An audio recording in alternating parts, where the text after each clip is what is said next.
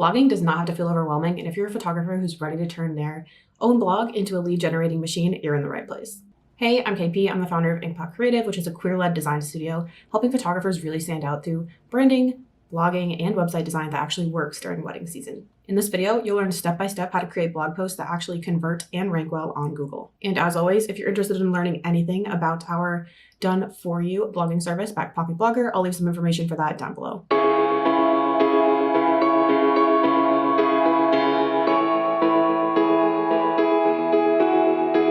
First thing on my checklist every single time is finding keywords. This is one step you do not want to miss, and it is one of the steps that people miss most often, I would say, because if you're not finding keywords, your content is never going to rank. I mean, it could, but odds are not as high. That's because the foundation of a blog post that ranks is a very solid keyword. You'll always want to have one primary keyword. This is the main keyword or key phrase that people are searching for that is related to your topic. And then you'll also want to find a few secondary or alternate keywords as well that you can kind of sprinkle throughout. My favorite tool to use for finding keywords is called Key Search, but there's another option as well called Ubersuggest that a lot of people also love to use. Once you have your keyword, next thing on the checklist is to go ahead and outline your post. I actually have an entire video exactly on why I outline posts, how to outline posts, and we even show you some examples, so I definitely recommend going to check that out for more. But we recommend outlining your post because you don't want to step straight into writing. This can honestly cause writer's block, and you might get into one of those stare downs with a page while the cursor just blinks back at you. You want to think of your outline basically like the skeleton of your post, almost like you did back when you used to write essays in high school and college.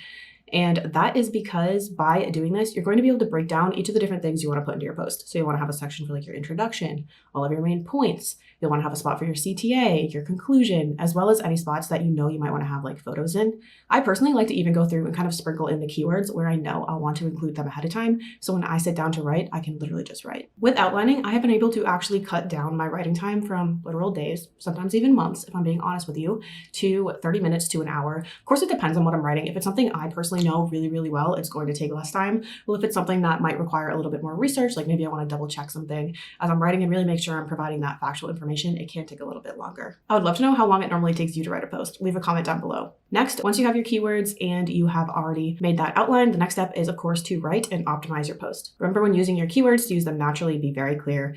Do not do the keyword stuffing. This is something we see very often too. It's a very outdated tactic. I swear someone must have been teaching this like 15 years ago because there are still some people who do this, but make sure that you are very naturally including your keyword in your article. When you're writing too, be sure to just treat this as your first draft. Know that you can go through, you can make edits.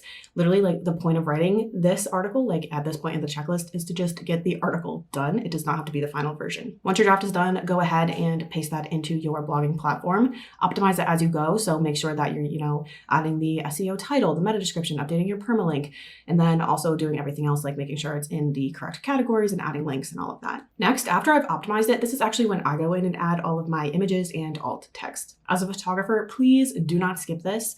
I personally like to do this after I've already written the article because then I can find photos that kind of like go with what I'm writing about. Of course, this can be done a little bit earlier in the process if you would prefer, if you already know those very specific points that you want to hit on. One thing to keep in mind is to not include too many photos. Do not treat your post like a gallery dump. People can go and check out your galleries. If they want more, they might email you and ask to see more work, but literally, the point of an article is to educate. With blog posts, the point of images are to illustrate exactly what you are talking about. You also want to take a mobile first approach. So if you're putting in 30 images under one heading, really keep in mind how that might look on mobile. That's like a lot to scroll through, personally, in my opinion. So I try to keep it more so like 3 to 6 images per heading. As you're adding in your photos, be sure to add alt text for each of your images too. And be sure that you are resizing your images as well. Usually you can do a quick Google and be like, WordPress best image size, and you'll be able to find like what the best image size is specifically for blogging. And you want to make sure that that's what you are sizing your photos at, because you don't want to be uploading super, super big photos that are going to slow down your website and your blog post in particular. Personally, I use JPEG Mini to basically resize all of my photos, but you can also use things like Canva, Photoshop, pretty much anything. Don't forget to also set your featured image. Sometimes this is something a lot of people will forget since it is usually over in the sidebar if you're on something like WordPress. Make sure you add alt text to that photo too. Next on our checklist is going through making sure all of our links are added. I know I mentioned I sometimes like to do that earlier in the process, but now is the time to really make sure those links are included and also add in any lead magnets, freebies, or content upgrades that you might have that have to do with the article that you wrote. I like to always make sure I do this because a high converting article is going to have different opportunities for the reader to really engage and try to stick around with our content. For instance, if you're trying to grow your email list, which is something we really recommend, then you'll want to make sure you have freebies that have to do with the article that you've written.